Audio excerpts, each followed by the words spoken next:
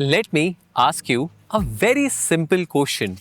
What do you think is the most important natural resource in this modern world? Some would say it is gold, some would say it is coal, the thing that powers the modern world, or some would say it is oil, also referred to as black gold.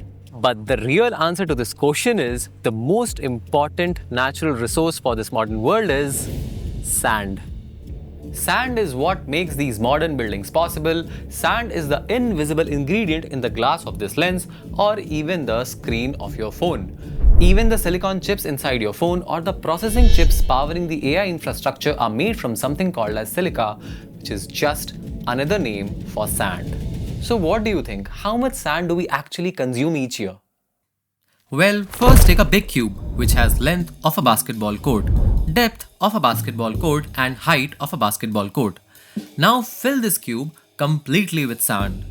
Now make a wall from this cube all around the earth's circumference. You would get around 50 billion tons of sand. We consume 50 billion tons of sand every year.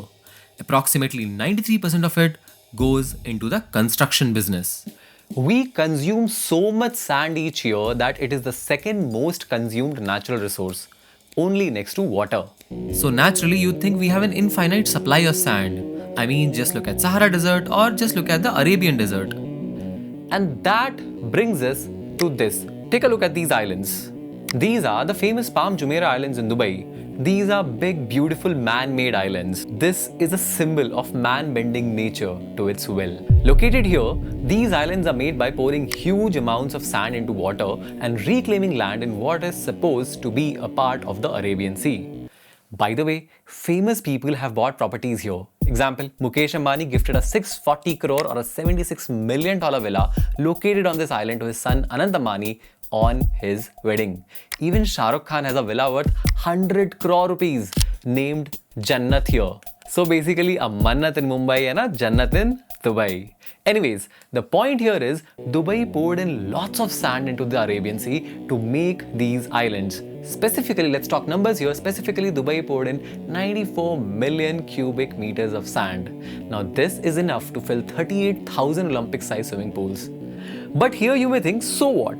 Dubai is anyway surrounded by vast patches of desert. In fact, Dubai is a desert city itself, which means practically it has an unlimited supply of sand. So what the hell, 94 million cubic meters or 94 billion cubic meters doesn't matter. But no, the 94 million cubic meters of sand actually comes from here. Now what is this? This is the Persian Gulf. Dubai paid millions of dollars to mine sand from this ocean floor. But why? This is because desert sand is actually just very unusable. I mean, look at this. This is how a sand particle from say a desert like Sahara Desert looks like. It looks normal, but now compare it to the sand particle from the river sand, the kind of which was mined from the Persian Gulf to create Palm Jumeirah. If you look at it closely, the river sand has more angles, it is more rough, and it has these grains on it. So when you mix this river sand with cement and water, what do you get? You get concrete. Because river sand is angular, has grains and rough edges, which means it has large number of surfaces. Now, cement particles are able to bind on these surfaces to form a strong block of concrete. If you use desert sand instead here, it is more smooth and it has less surfaces. Therefore, the concrete that is formed from the desert sand would be brittle and would be weak. This fundamental difference between river sand and desert sand is because of their journey to become what they have become. Kind of like life, where certain random events can dramatically change the outcome of your life. Both desert sand and river sand actually originate from the same place. That is, rocks that are weathered down by the natural atmosphere. Now, if these rocks get carried into rivers, they get smashed onto other rocks in the way, breaking them into even smaller particles. See, it gets highly chaotic, but this is the violence that actually results in river sand. But because they were smashed, plus because the river flows only in one direction, this means the sand that is formed is highly uneven. The sand that is formed is highly rough, it is jagged, and it has these grains. Desert sand, on the other hand, is formed because the wind shapes those small particles over millions of years. Unlike water, wind weathers down these particles pretty evenly from all directions.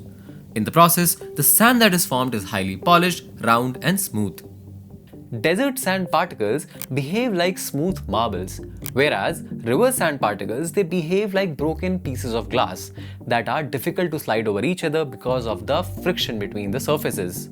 This is the irony. Burj Khalifa in Dubai, which is the highest building in the world at 828 meters tall, had to import sand from Australia for its own construction. Rapidly growing economies like China and India naturally account for the majority of cement production. Today, more than half of the world's cement is produced by China, with the next being India at 9.5%. Every home, every office, every shopping center, every infrastructure project uses sand as the raw material. Now, because river sand, the type of sand that is used for the construction projects, is in such a short supply, sand mining as an activity is a very tightly regulated activity all across the world, including India. But what happens when something in such a short supply gets so tightly regulated?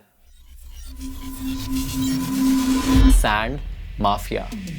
According to Niti Aayog, India's legal supply of sand is just 700 million tons, but the consumption of sand, on the other hand, is 1.4 billion tons. So, who do you think is meeting this shortfall? This is Son River in Bihar. It is one of the tributaries of the river Ganga. Sand here is said to be one of the highest qualities of sand that you can find anywhere in the country. Look at this, we found this reporting of illegal sand mining happening here. Local people here refer to the sand as Pila Sona or yellow gold. In Uttar Pradesh, there is a village called Banda. I'm not sure I'm pronouncing the name correctly, but farmers there were already facing a water shortage. Then what happened? Sand miners there diverted last remaining stream of water in the river to take out even more sand. The whole village saw a total cutoff of water supply. These illegal sand mining states are in almost all states of India. These are run by powerful people, often politically connected, police officials, local officials that are regularly bribed, and this whole nexus works to fill pockets of few at the cost of our environment damage. There is so much demand of construction in India that each truck of sand can fetch you anything from 15,000 rupees to 20,000 rupees. But again, if you're caught with that, few thousand rupees of bribes, and even that is not required if you're already politically connected. So low risk, high profit. In 2015, IS officer DK Ravi, who was famous for taking on sand mafia, was found dead. Sandeep Kothari was one of the many journalists that suffered the same fate by the hands of these powerful people. The funny thing is, it's not just individuals that are involved in buying and trading of illegal sand. Look at this. This is the map of Singapore. Not as of today, but as of 1973. But now, in 1989, the area of Singapore increased slightly. Then in 2009, it increased even more. Then in 2013, it increased again a bit more. Singapore was able to increase its country's area by more than 20% in the last few decades by importing sand from neighboring countries of Malaysia, Thailand, Indonesia, and Cambodia.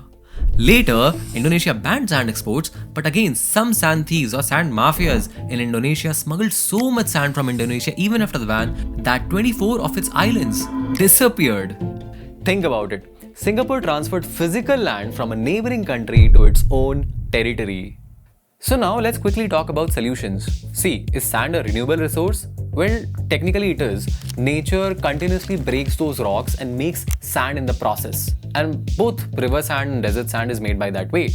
But it takes millions of years. And anyways, at the rate we are consuming sand today, nature has no way of catching up.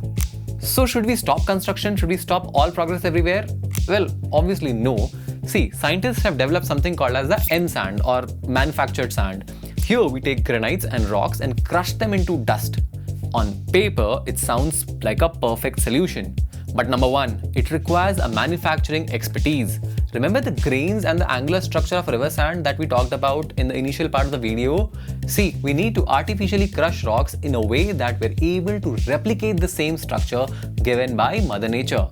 Number two is, making M-sand actually requires huge capital expenditure. It requires environment clearances, it requires import of machines, etc. and etc. Whereas what does mining river sand requires? Effectively just a bribe.